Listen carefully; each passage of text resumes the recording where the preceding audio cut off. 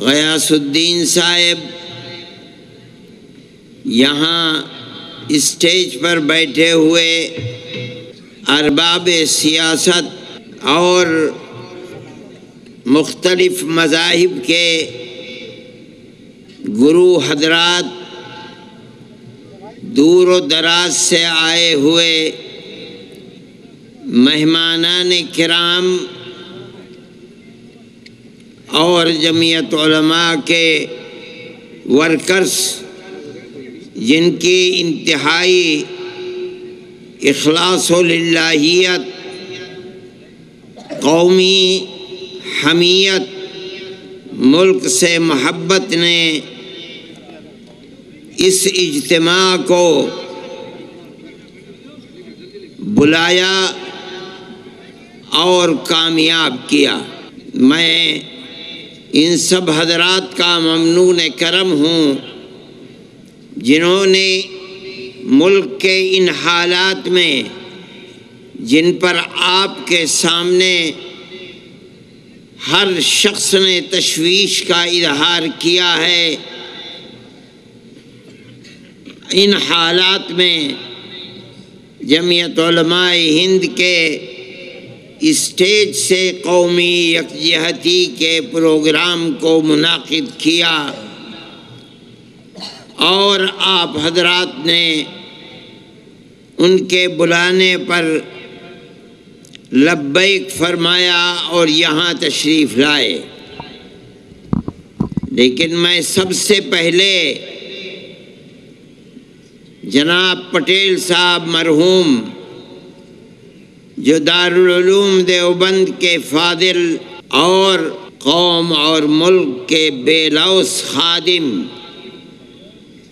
جن کے رگ و ریشے کے اندر جمعیت علماء ہند اور اس کے اکابر کی خدمات پیوست تھیں، جمعیت علماء ہند ان کا اوڑھنا اور بچھونا تھی، وہ اس اجتماع کا کام کرتے کرتے ہم سے جدا ہو گئے۔ دنیا کو چھوڑ کر جانا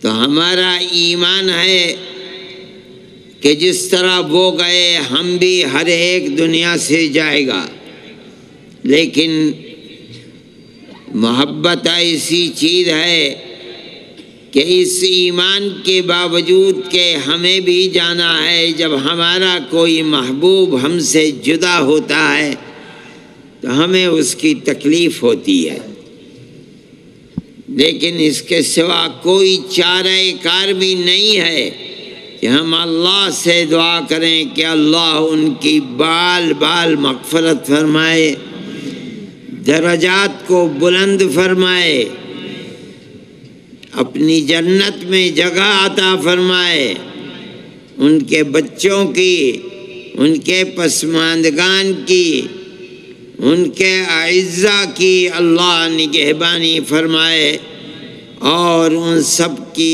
دین و دنیا کی حفاظت بھی فرمائے۔ میرے محترم بزرگوں اور دوستوں، جمعیت علماء ہند کے سلسلے میں آپ اس چیز کو سمجھتے ہوں گے، اور نہیں سمجھتے تو سمجھ لیجئے کہ جمعیت علماء ہند کوئی سیاسی جماعت نہیں ہے۔ جب تھی تب تھی، ملک کی آزادی سے پہلے، لیکن ملک کی آزادی کے بعد اپنے تمام اکابر رحمہم اللہ نے، حضرت مدنی نے، مولانا ابوالکلام آزاد نے، مولانا حفظ الرحمن صاحب نے یہ طے کر لیا، حضرت مفتی کفایت اللہ صاحب نے، کہ اب جمعیت علماء خالص ایک غیر سیاسی اور مذہبی جماعت ہے۔ آج سے ہمارا ملک کی پارلیمنٹری اور اسمبلی کی سیاست سے ایک کوڑی کے برابر بھی کچھ لینا دینا نہیں ہے۔ ہم سمجھتے ہیں کہ سیاست میں بڑے نشیب و فراز آتے رہتے ہیں، اتار چڑھاؤ ہوتا رہتا ہے۔ ہم اپنی آنکھوں سے دیکھتے ہیں کہ وہ سیاسی پارٹیاں جو حکومت کرتی چلی آتی ہیں اور ملک پر ان کی گرفت ہوتی ہے، حالات کروٹ لیتے ہیں۔ جو کل اقتدار میں تھیں آج اقتدار کی کرسی سے محروم ہو جاتی ہیں، اور وہ سیاسی پارٹیاں جو اقتدار کے دائرے سے باہر تھیں حالات نے کروٹ لی اور وہ اقتدار پر آ کر بیٹھ جاتی ہیں۔ یہ نشیب و فراز ہم اپنی آنکھوں سے دیکھتے ہیں، لیکن میں یہ سمجھتا ہوں کہ جمعیت علماء کے اکابر نے ملک کی آزادی کے بعد جو فیصلہ کیا تھا، اسی فیصلے کی وجہ سے جمعیت علماء ہر وقت ہر زمانے میں زندہ و جاوید ہے، اور الحمدللہ ان کے نقش قدم پر چل کر روز بروز بڑھ رہی ہے، پیچھے نہیں ہٹ رہی ہے۔ حالات کیسے بھی ملک کے اندر آئیں، کیسے بھی نشیب و فراز آئیں، لیکن جمعیت علماء اپنی جگہ پر ہے اور اکابر کے طریقے کو اپنائے ہوئی ہے۔ جمعیت علماء ہند نے کسی وقت بھی ملک اور ملک میں بسنے والوں کے مفاد سے اپنی آنکھوں کو بند نہیں کیا۔ کسی کی بھی حکومت ہو، اقتدار کی کرسی پر کوئی بھی آ کر بیٹھے، ہمیں اس سے کوئی سروکار نہیں ہے۔ ہم جس چیز کو ملک اور ملک میں بسنے والی قوم کے حق میں سمجھتے ہیں، ہمیشہ جمعیت علماء ہند نے آواز کو بلند کیا ہے، اور اپنے ملک اور قوم کی خدمت کے لیے جس چیز کو حق سمجھا ہے اس کو کہا ہے اور اس کے لیے کام کیا ہے۔ میں یہ بات کہتا ہوں اور آپ تک اس بات کو پہنچانا چاہتا ہوں تاکہ آپ یہ سمجھیں کہ جمعیت علماء کا کردار اس ملک کو اٹھانے میں، امن و امان کو قائم کرنے میں، ملک کی ترقی میں کیا ہے، آپ اس کو اپنے ذہن میں رکھیں۔ اس لیے کہ جس قوم کو اپنے بزرگوں کی تاریخ سے ناواقفیت ہوتی ہے اور وہ اپنے پوروجوں کی تاریخ اور قربانیوں سے ناآشنا ہوتی ہے، وہ قوم اپنے مستقبل کے لیے اپنے صحیح رخ کو کبھی اختیار نہیں کر پاتی۔ آپ کو سمجھنا چاہیے کہ بزرگوں نے دیا کیا ہے۔ میں کہتا ہوں کہ ملک آزاد ہوا، لیکن ملک آزادی کے ساتھ تقسیم بھی ہو گیا۔ آزادی جیسے جیسے جمعیت علماء ہند کے اکابر کو نظر آتی تھی کہ ملک آزادی کی طرف چل رہا ہے، مفتی کفایت اللہ صاحب، مولانا مدنی، مولانا ابوالکلام آزاد، مولانا حفظ الرحمان سوہاروی برابر مہاتما گاندھی سے، موتی لال نہرو سے، جواہر لال نہرو سے برابر یہ وعدہ لیتے چلتے تھے کہ ہمیں بتاؤ کہ ملک آزاد ہوگا تو ملک کا دستور کیا بنے گا؟ کیا ملک ہندو راشٹر بنے گا یا ملک کا دستور سیکولر دستور بنے گا؟ اور تجاویز موجود ہیں۔ سن 46 کا کانگریس کا بلٹن موجود ہے، ہمارے پاس کانگریس کے جواب موجود ہیں، آج بھی موجود ہیں، جن میں کانگریس کمیٹی، اس کی ورکنگ کمیٹیاں، اس کے عام اجلاس برابر ہمارے خطوط کا جواب دیتے ہیں اور یہ وعدہ کرتے چلتے ہیں کہ ملک آزاد ہوگا تو ملک کا دستور سیکولر دستور ہوگا۔ اب ملک آزاد ہوا، بدقسمتی سے آزادی کے بعد ملک تقسیم ہو گیا، اور ایک جماعت نے اسلام کے نام کے اوپر ملک کے تقسیم کرنے کا مطالبہ کیا۔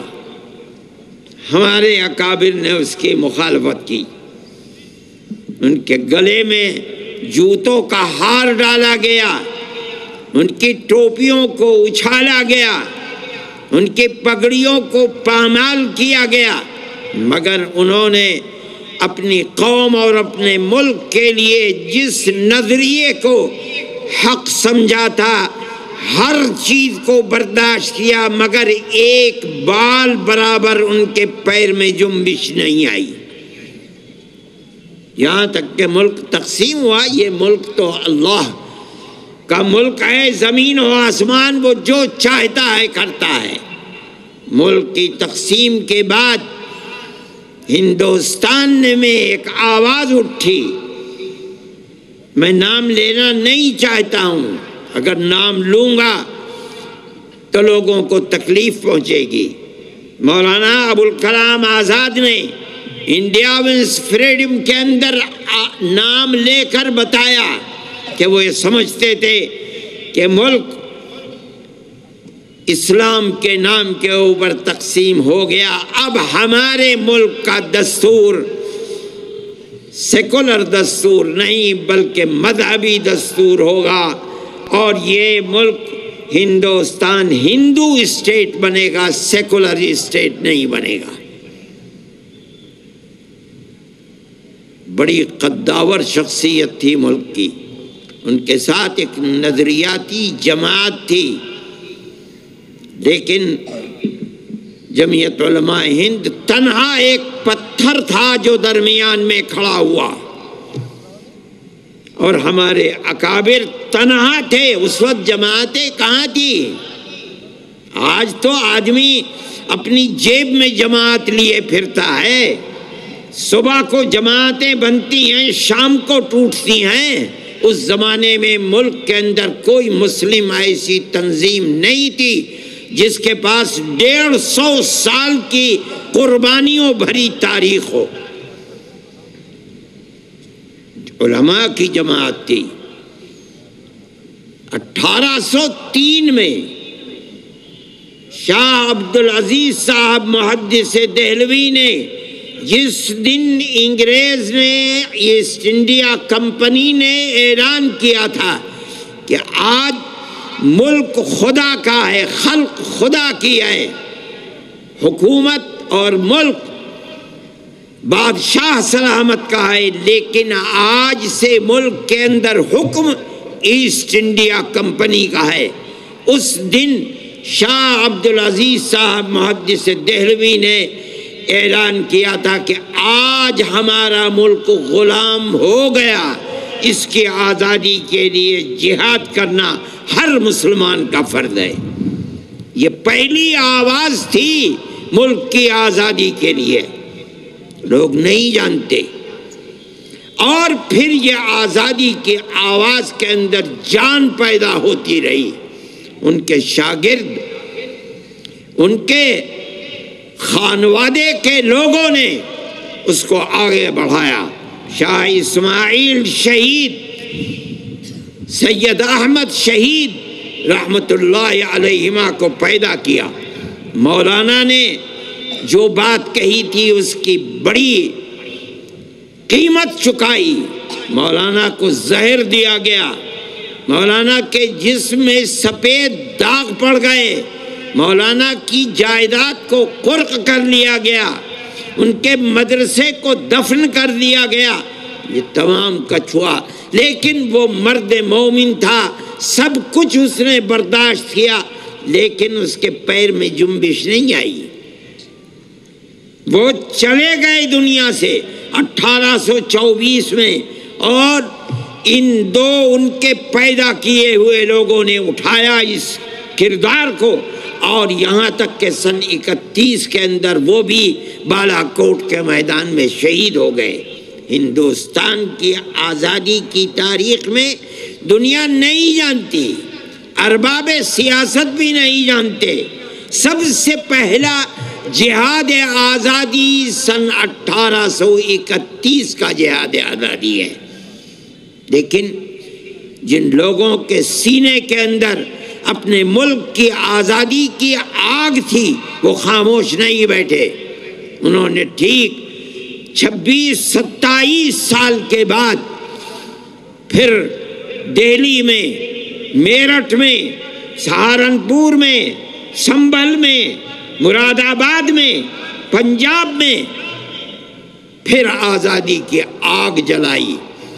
مراد آباد میں نواب مجو خاں کو پکڑوا کر کے اور انگریز نے گھوڑے پر بیٹھ کر اور ان کے زندہ جسم کو گھوڑے کے ٹاپ میں پیر میں باندھ کر اور بھگا کر کے ان کے ٹکڑے ٹکڑے کر دیے۔ آج بھی وہاں قبرستان ہے مراد آباد میں جس کا نام ہے گنج شہیداں۔ آج لوگ جانتے بھی نہیں گنج شہیداں کا مطلب کیا ہے۔ اتنے لوگوں کو قتل کیا گیا تھا، کہتے ہیں کہ مٹی ان کے خون سے سرخ ہو گئی تھی۔ اس کا نام ہی گنج شہیداں ہے، بہت بڑا قبرستان ہے۔ میں یہ کہتا ہوں کہ ہندوستان کی تاریخ کے اندر علماء کا کردار کیا ہے یہ آپ کے سامنے ہے۔ ٹھیک ہے، اس کے اندر بھی 31 میں شکست ہوئی، سن 57 میں شکست ہوئی۔ مورخین لکھتے ہیں روح روشن مستقبل کتاب ہے، روشن مستقبل کتاب ہے، روح روشن مستقبل کتاب ہے۔ ان کتابوں کو آج بھی پرانی لائبریریوں کے اندر دیکھا جا سکتا ہے۔ سن 1857 کے اندر دلی میں صرف علماء 33,000 علماء کو شہید کیا گیا ہے۔ یہ آپ کی تاریخ ہے، دنیا جانتی بھی نہیں ہے۔ جب یہاں بھی ناکامی ہوئی تو اس کے بعد دارالعلوم دیوبند کو قائم کیا گیا۔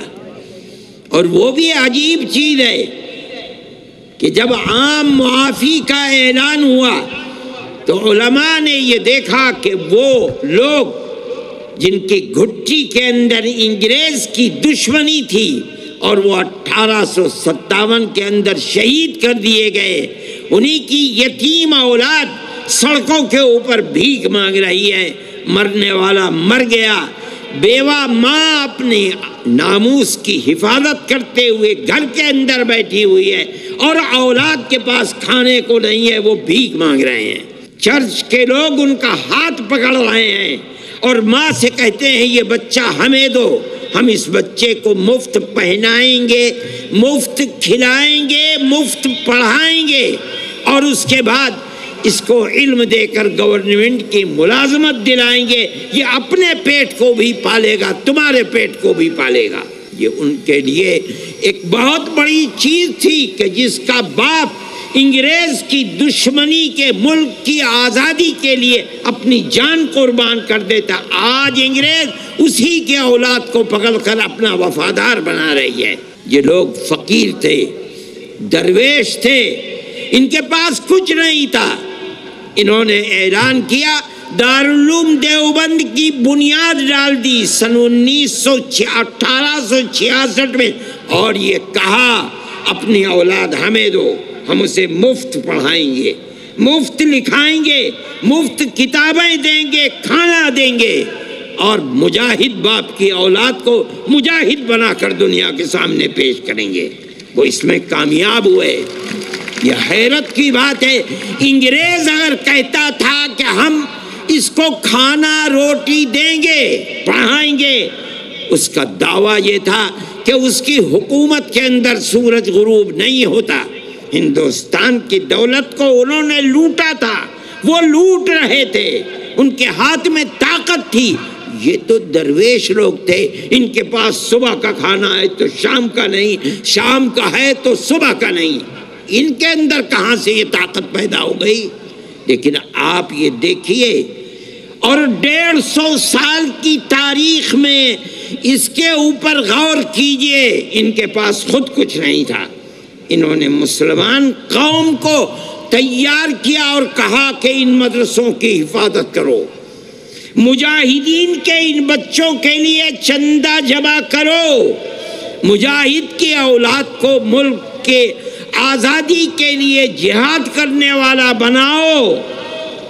لوگوں نے اپنے دل نکال کر دے دیے، اور 150 سال کی تاریخ میں آج تک دنیا میں یہ قوم کہیں بھی بس رہی ہے، ان مدرسوں کو چلا رہی ہے۔ یہ ان کی کرامت ہے۔ انہوں نے قوم کو یہ پیغام دیا کہ اگر اس مدرسے کی حفاظت کی تو تمہاری آنے والی نسلوں کے دین و ایمان کی حفاظت ہوگی، اگر یہ ختم ہو گئے، ان کے دروازے بند ہو گئے، تو تمہاری آنے والی نسلوں کے دین و ایمان کی بھی کوئی گارنٹی نہیں ہے۔ میں یہ بات کہتا ہوں کہ ملک کا وہ سیکولر دستور جس کے اندر اقلیت اور اکثریت نہیں بلکہ اس ملک کی حفاظت چھپی ہوئی ہے، ضامن ہے، وہ دستور ہے جس دستور کو جمعیت علماء ہند نے بنوایا ہے۔ جمعیت علماء ہند نے کہا کہ ہماری 150 سال کی قربانیاں ہیں، ہم آپ سے وعدہ لیتے چلے ہیں، آپ کی تجاویز ہمارے پاس ہیں، آپ نے یہ کہا ہے، ہم سے وعدہ کیا ہے کہ ملک آزاد ہوگا تو ملک کا دستور سیکولر دستور ہوگا۔ وہ تجاویز موجود ہیں کہ مسلمانوں کی مسجدیں محفوظ رہیں گی، قبرستان محفوظ رہیں گے، مسلمانوں کے تہذیب و تمدن محفوظ۔ ایک لسٹ ہے، میں تو یاد نہیں رہا، میں وہ لے کر کے آتا، میرے تو بیگ میں رکھی ہوئی ہیں۔ آپ نے ہم سے وعدے کیے ہیں، ان وعدوں کو پورا کیجئے۔ اگر ملک کی تقسیم کے اوپر دستخط کیے ہیں، آپ مجرم ہیں، آپ نے دستخط کیے، ہم نے دستخط نہیں کیے۔ ہماری ٹوپیاں اچھالی گئی، ہماری پگڑیوں کو زمین سے روندا گیا، ہم کبھی پیچھے نہیں ہٹے۔ جمعیت علماء کا وزن تھا، یہ 150 سالہ تاریخ تھی، وہ لوگ تاریخ کے جاننے والے تھے، وہ سمجھتے تھے کیا بات ہے۔ جمعیت علماء کے سامنے انہوں نے گھٹنے ٹیکے اور ملک کو سیکولر دستور ملا۔ یہ سیکولر دستور اس ملک کی اقلیت اور اکثریت کے لیے خدا کی بہت بڑی نعمت ہے، اس پورے ملک کے لیے خدا کی نعمت ہے۔ میں یہ کہتا ہوں کہ اب حالات نے ملک کے کروٹ لی ہے۔ جمعیت علماء کا نظریہ میں نے آپ کے سامنے پیش کیا۔ جمعیت علماء نے ملک کو سیکولر دستور دیا، یہی جمعیت علماء کا نظریہ ہے۔ سیکولر دستور کا مطلب یہ ہے کہ حکومت کا کوئی مذہب نہیں ہے، ملک میں بسنے والا جنتا ہر مذہب کی ماننے والی اپنے مذہب پر عمل کرنے اور چلنے میں آزادی رکھتی ہے۔ رہ گیا ملک، حکومت، اس کا کوئی مذہب نہیں ہے۔ جمعیت علماء اپنے اس نظریے کے اوپر قائم ہے۔ ہم قومی یکجہتی کے پروگرام آج سے نہیں 70 سال سے کر رہے ہیں، اس سے پہلے سے کر رہے ہیں۔